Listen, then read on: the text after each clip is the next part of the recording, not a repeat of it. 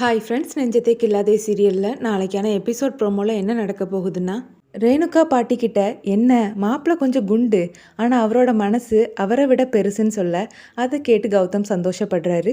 ஐயோ அம்மா, நான் இன்னும் ஃபோனை கட் பண்ணல, அவர் இன்னும் லைனில் தான் இருக்கிறாருன்னு மது சொல்ல, ஐயோ மாப்பிள்ளை எல்லாத்தையும் கேட்டிருப்பாருன்னு ரேணுகா நினைக்கிறாங்க. மது கௌதம் கிட்ட சாரிங்கன்னு சொல்ல பரவாயில்லைங்கன்னு கௌதம் சொல்கிறாரு. உங்கள் பாட்டிக்கிட்ட எனக்காக பேசினதுக்கும் ரொம்ப தேங்க்ஸுங்கன்னு மது சொல்ல பரவாயில்லைங்கன்னு மறுபடியும் அவர் சொல்கிறாரு. பேக்ரவுண்டில் அவங்களுடைய சீரியல் சாங் போகுது. அப்புறமா அடுத்த சீனில் லக்கி சகுந்தலா கிட்ட அந்த ஃபோன் கால் வந்ததே உங்கள் எல்லாருக்கும் ஞாபகம் இருக்குதான்னு கேட்க, யார் ஸ்னேகாவை பற்றி சொல்கிறீங்களா மாமான்னு அபிஷேக் கேட்குறாரு. இப்போ எதுக்கு நான் நீ அவளை பற்றி பேசுகிற, அவளை பற்றி நினைக்கிறத விடுனான்னு சகுந்தலா சொல்ல, நம்ம வேணா நினைக்கிறத விடலாம், ஆனால் அந்த ஸ்னேகா நம்மளை பற்றி தான் நினச்சிட்டு இருப்பா. என்னோட யூகப்படி அவள் அந்த நேரம் கௌதமுடைய கல்யாணத்துக்கு வந்திருக்கணும். நம்ம பக்கத்திலே இருந்து நம்ம என்னெல்லாம் செஞ்சிட்டு இருக்கோன்னு அவள் உத்து கவனிச்சிட்டு இருப்பான்னு சொல்கிறாரு. அப்போ அவள் எங்கே இருக்கான்னு சீக்கிரமாக கண்டுபிடிமாமான்னு அபிஷேக் சொல்ல, கண்டுபிடிக்கிறேன்னு லக்கியும் சொல்கிறாரு. அடுத்த சீனில் லக்கி அந்த ஹோட்டலை கண்டுபிடிச்சி வந்துடுறாரு. அங்கே ரிசப்ஷனில் இருக்கக்கூடிய லேடி கிட்ட, ஆமாம் இந்த ஹோட்டலில் இருக்கக்கூடிய ரூம் எல்லாத்தையும் நாங்கள் தானே புக் பண்ணி வச்சுருக்குறோம், ஆனால் நீங்கள் யாரோ ஒரு பொண்ணுக்கும் ரூம் கொடுத்துருக்கீங்களாமேன்னு விசாரிக்க, ஆமாம் சார், அவங்களும் இந்த கல்யாணத்துக்காக தான் வந்திருக்கேன்னு சொன்னாங்கன்னு சொல்லி அந்த பொண்ணையும் வர சொல்கிறாங்க. ஸ்னேகாவும் வந்து லக்கி முன்னாடி நிற்கிறாங்க.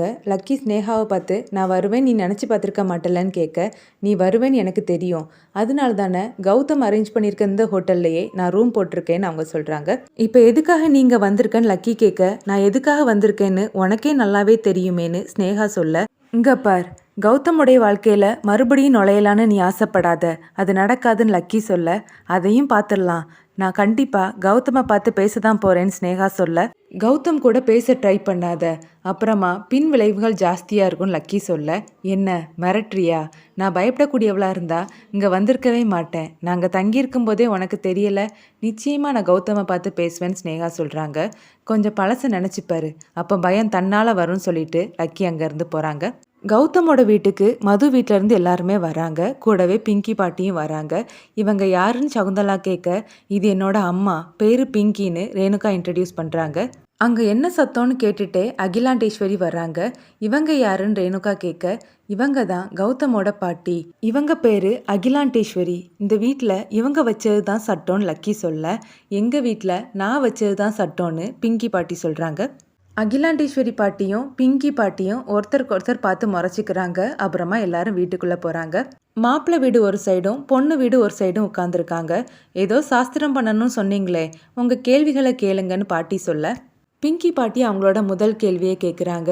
32 பசங்க இருக்காங்க, அவங்களுக்கு 32 ஆப்பிள்ஸ் இருக்குது, எல்லாருக்கும் சமமாக கொடுக்கணும், அதே நேரம் பாக்ஸில் ஒரு ஆப்பிள் மிச்சம் இருக்கணும், குறிப்பாக ஆப்பிளை கட் பண்ணியெல்லாம் கொடுக்கக்கூடாதுன்னு பிங்கி பாட்டி சொல்ல, அதுக்கு கௌதம், இந்த கொஸ்டினில் லாஜிக்கே இல்லையே, இதுக்கெல்லாம் எப்படி ஆன்சர் பண்ண முடியும்னு சொல்ல மாப்பிள்ளை வீட்டுக்காரங்க கை தட்டுறாங்க. சூப்பர் நண்பா, இப்படியே கலக்குன்னு சொல்லி சந்தோஷ் கௌதமை ஏற்றி விடுறாரு.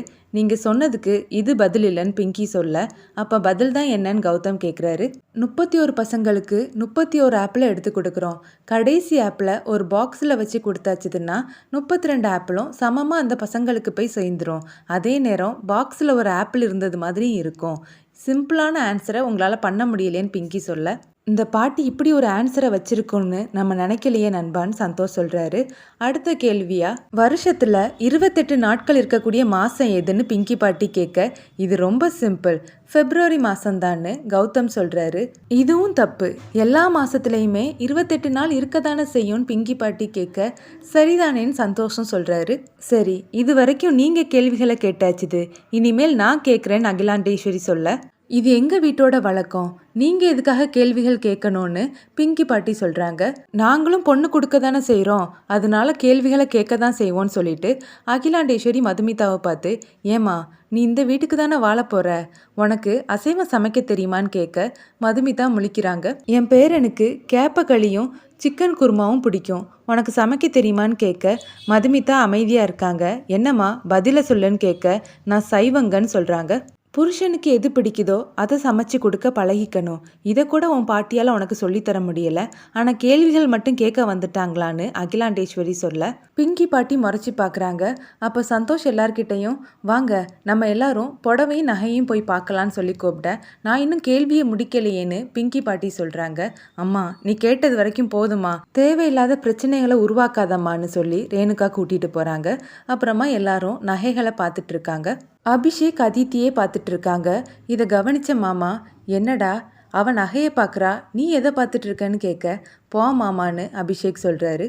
மது நகையை பார்த்துட்டு அமைதியாக உட்காந்துருக்காங்க. இதை கவனிச்ச அபர்ணா, டே கௌதம் போய் அவகிட்ட எந்த நகை வேணாலும் எடுத்துக்க சொல்லுடா, பாரு தயங்கி போய் உட்காந்துருக்கான்னு சொல்ல கௌதமும் மதுமிதா கிட்ட வந்து உங்களுக்கு பிடிச்ச நகையை எடுத்துக்கோங்க மதுமிதா, பணத்தை பற்றி நீங்கள் கவலைப்படாதீங்கன்னு சொல்ல இதை பார்த்து ராமகிருஷ்ணன் சந்தோஷப்படுறாரு. என் வாழ்க்கையில் இவ்வளோ நகையை நான் ஒன்றா பார்த்ததே கிடையாது. ஆனால் மாப்பிள்ளை விலையை பற்றி யோசிக்காத, நீ ஒரு நகையை எடுன்னு என் பொண்ணுக்கிட்ட சொல்கிறாரு. என் பொண்ணுக்கு என்னால் எதுவுமே செய்ய முடியலேன்னு நினச்சும் வருத்தப்படுறாரு.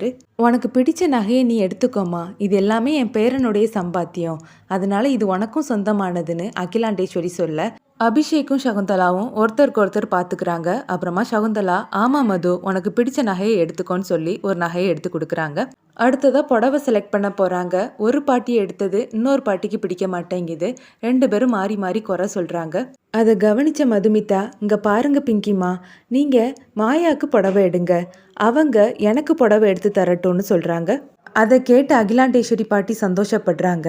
கல்யாணம்னா 1000 சண்டைகள் இருக்க தான் செய்யும், அது எல்லாத்தையுமே அனுசரித்து போகணும், அப்போ தான் அந்த கல்யாணம் நல்லபடியாக நடக்கும், அதுதான் இந்த 2 குடும்பத்துக்குமே அழகுன்னு மதுமிதா சொல்ல நீ பேசினது எனக்கு ரொம்ப பிடிச்சிருக்குமான்னு அகிலாண்டேஸ்வரி பாட்டி சொல்கிறாங்க. கௌதமோட வீட்டுக்கு ஸ்னேகா வர்றது மாதிரி காட்டி இந்த எபிசோடை முடிக்கிறாங்க.